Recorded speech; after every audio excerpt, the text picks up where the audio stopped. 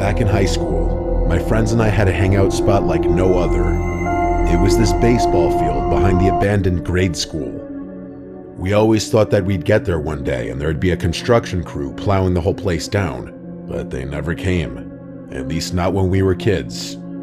We all thought it was because our town was just too damn poor to do it, which is probably true, but it's not like it's a good real estate location either.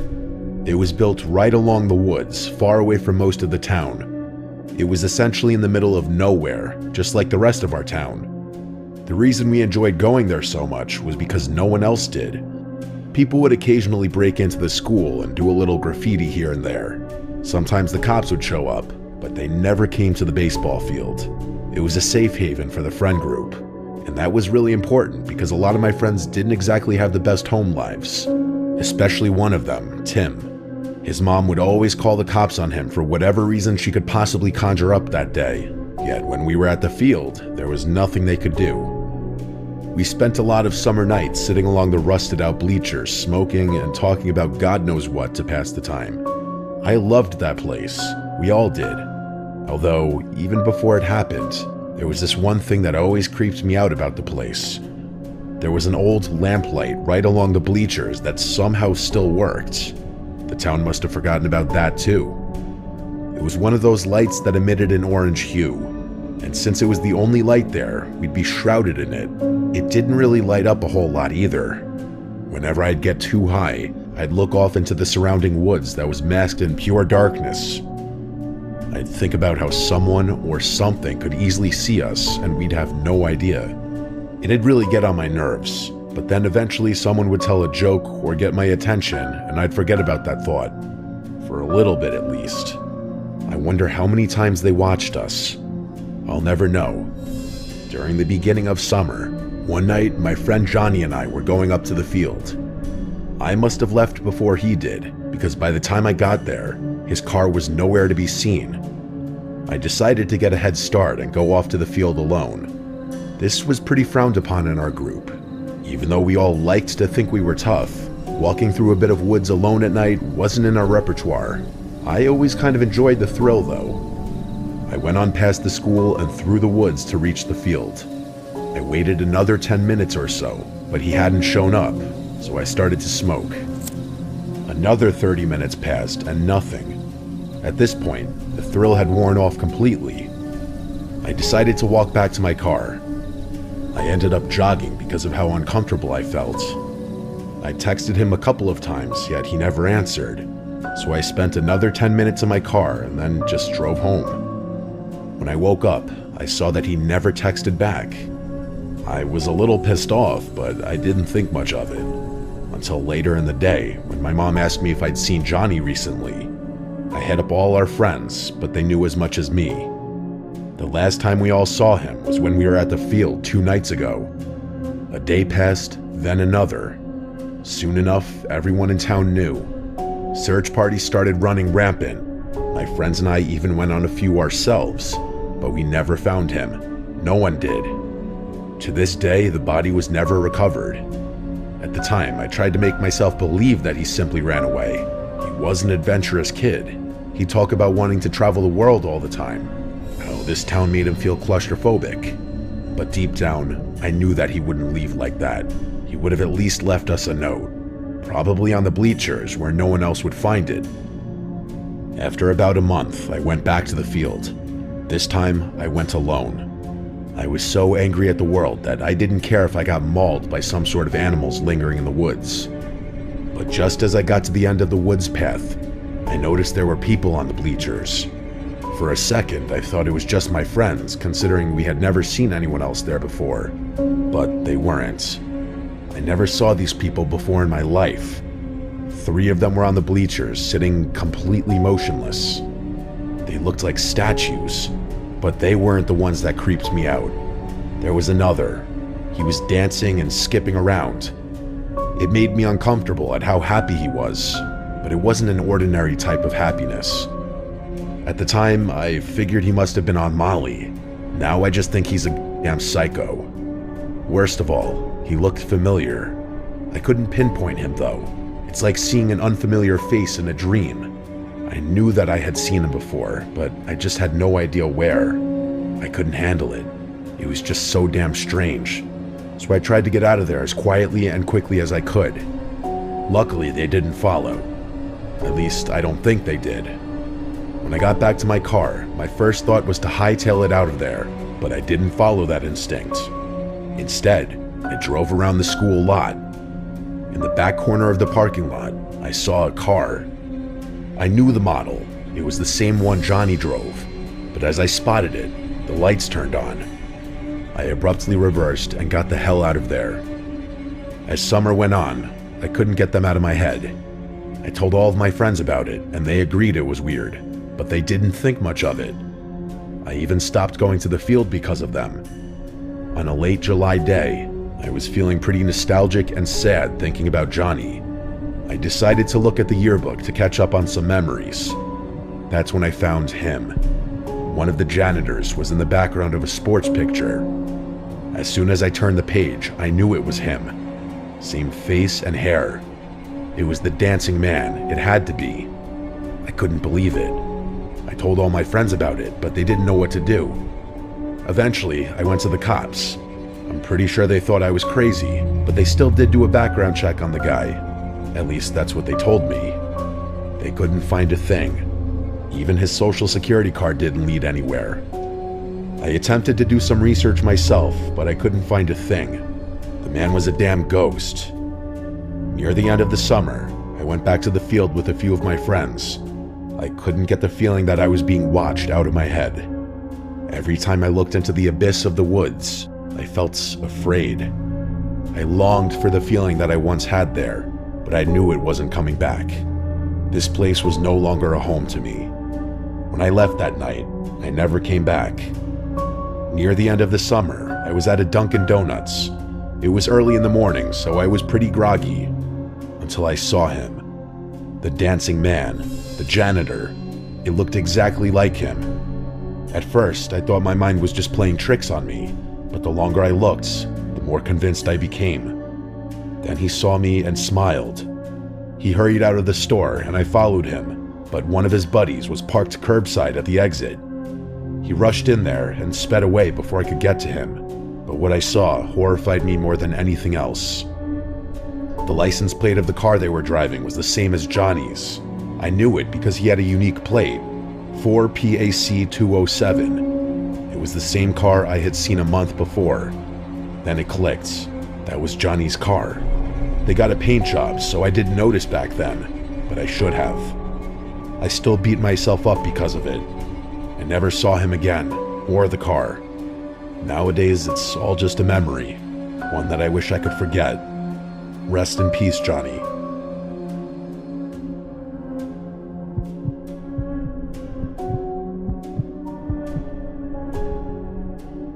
It was the summer of 2024, and my three buddies, Jake, Sam, and Marcus and I were desperate for a break from our internship at the Kennedy Space Center. We'd been buried in rocket data for weeks, but as star geeks, we craved a night under a pristine sky. We pored over light pollution maps and Google Maps, zeroing in on a remote clearing deep in Tate's Hell State Forest, a swampy, desolate stretch of Florida's Panhandle. The name came from an old legend about Sebe Tate, a settler who vanished in the swamp in the 1800s, supposedly cursed. We brushed it off. Ghost stories were for kids. We just wanted stars. Our safe haven was an Airbnb, a cozy cabin near Apalachicola, about 30 miles from the forest's edge. After work that Friday, we piled into my Tesla Model Y and Marcus's Mustang, loaded with blankets, snacks, and a telescope. No camping gear since we'd been sleeping back at the cabin. The 7-hour drive from the Space Center was grueling, and we hit the Airbnb late, dropping our bags and grabbing a quick snack before heading back out again. The final stretch into Tate's Hell was brutal. Narrow dirt trails twisting through dense pines and murky wetlands, and the air thick with cicadas and the occasional splash of something in the water. With no cell service, we used walkie-talkies to stay connected between cars, with their crackles cutting through the dark. Around 2 a.m., we reached the clearing, tired and buzzing. The sky was unreal. The stars were blazing like they were close enough to grab. We spread out blankets, set up the telescope, and dove in. 15 minutes later, Sam's voice hissed over the walkie-talkie from the Mustang. He said, "Yo, you see that? Headlights." My gut twisted. We turned, and a faint glow crept along the trail we'd driven in on. Out here, 40 miles from the nearest town, at 2 a.m. in a massive forest, nobody's just passing by. Whoever was out there was trouble. Jake, in the Tesla with me, grabbed his walkie-talkie. "Flash them, see what they do." I flicked the Tesla's headlights. 3 sharp bursts. An old pickup truck, rusted and battered, stopped about 100 yards off. No honk or wave or anything. Then we saw them, the shadowy figures stepping out. 2 or 3, hard to tell in the glare. They just stood there staring, and that's when we heard faint voices, low and garbled, drifting through the swamp. Whispers we couldn't make out. "This is messed up." Marcus crackled over the radio. Sam sounded spooked. "Those voices. Nobody's out here at 2 a.m. for anything good." I swung my flashlight, but the beam didn't reach, catching only shadows. Those whispers kept going, soft and sinister, making my skin crawl. Jake tried to stay cool. "Maybe locals, but let's move," he said. We agreed over the walkie-talkies to find another spot, but we set a rule. If those lights showed up again, we were racing back to the Airbnb's safety. We turned off the main trail. Anyone following us was after us. We sped a mile down a side trail, found another clearing, and set up fast. Just blankets and nerves. 5 minutes in, Marcus's voice cut through the walkie-talkie. It sounded urgent. "They're back," he said. My heart sank. Those same headlights sliced through the dark, much closer now. Then came a gut punch, an engine rev, like they were doing it as a threat. Sam said, "Get us out now." We scrambled into the cars. Jake and I in the Tesla, Marcus and Sam in the Mustang. I floored it, with the Tesla jolting over roots and branches underneath scraping like claws. Those headlights stuck to us, high beams blinding in my rearview mirror. Jake was on the walkie-talkie saying, "Marcus, you good?" Marcus replied back, "Barely, they're right there." We were 40 miles from help, just 4 young, basically defenseless interns. At 2 a.m. in a place called Tate's Hell, you don't meet good people. I pushed the Tesla to its limits with Marcus close in the Mustang. The trail veered in one direction, and for a second, as we turned, the headlights of the truck tailing us vanished. I prayed we'd lost them, but shortly after, they were back. Like they were toying with us, knowing we were trapped. We hit a fork, and I swerved left, hoping it led to the main road. The truck followed. Finally, after much more panic and stress, the dirt turned to pavement, and a faded highway sign appeared ahead. I glanced back, expecting those headlights, but they were gone. Marcus's Mustang pulled up beside us, and we stopped on the shoulder, panting, just staring into the dark. All we heard in the forest now was just crickets and the crackle of our walkie-talkies. The drive back to the Airbnb was dead silent. We stumbled into the cabin, locking the door, but even that safe haven felt unsafe after what we'd faced. Who were they? We considered some possibilities, like poachers or druggies running something shady, or something tied to those voices in the old tales of Tate's Hell. At 2 a.m. in a place like that, nobody's out for a good time. The way they watched us, the way they chased us without even rushing, it wasn't a prank. It felt like they wanted us to be afraid. We never went back. We don't talk about it. Not at the Space Center, not anywhere. But when I'm driving those lonely Florida roads at night, I think just a little part of me has permanently become more hyper-aware.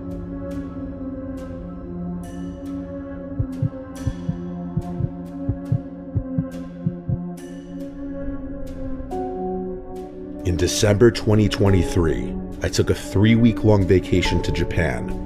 My family owns a hotel near the small mountain town of Kaga Onsen in the west of Japan. It was a large Japanese inn, also known as ryokan, built into the side of the hill next to the Daishoji River.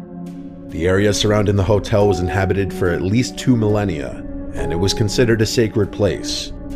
My father had told me a long while back that when the hotel was being constructed, the builders had found a couple of old stone blocks and pillars at the site. Apparently, there was some sort of shrine that had been built there around the 9th century. The last time I stayed in that hotel was over 15 years ago, so I was kind of interested in reliving the experience of staying there. As well as that, I really like exploring, and remembering the story that my father told me, I decided to go and do some off-trail hiking in the forest below the hotel, hopefully finding any traces of the ancient ruins which my father mentioned.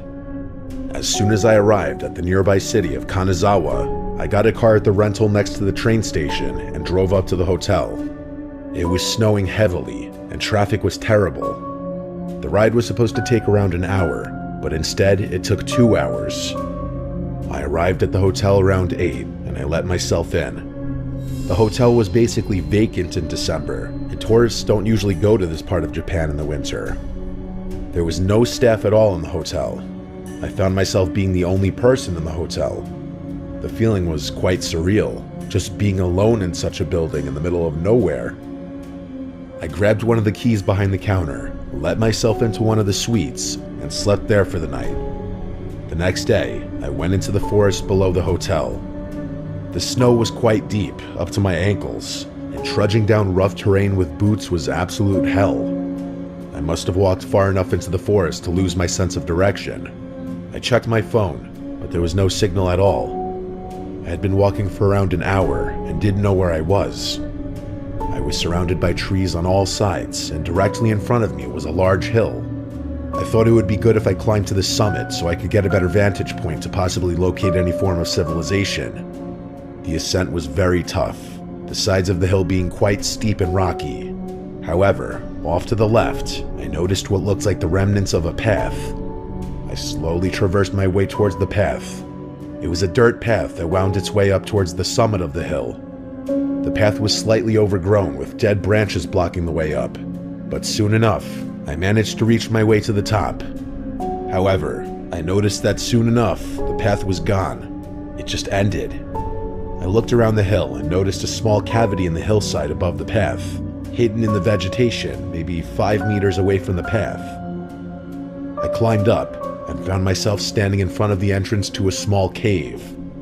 A bit of mud had washed into the cave, but the opening was large enough for me to fit my body through. I had a small flashlight on me, and I shone it into the opening. I could see a small alcove in front of me, with another small opening to the left. As I entered the cave, a certain smell hit me. I don't know how to explain it, but the best way to describe it is that it smelled like an animal at the zoo. The alcove in front of me was bare, except for a large rectangular block of stone placed right in the middle. As I walked deeper into the cave, I found myself in a large stone chamber. There were 2 other side tunnels that ran from this chamber, but I didn't explore them. There was yet another rectangular stone block, but this time it was on the far side of the chamber and looked to be hollow. I got up close to the block, and to my utter shock, there looked to be human bones inside the block. Surrounding the bones was a long piece of steel and a bunch of old bronze coins, the ones with a square hole in the center. I just stood there in a mix of utter shock and disbelief.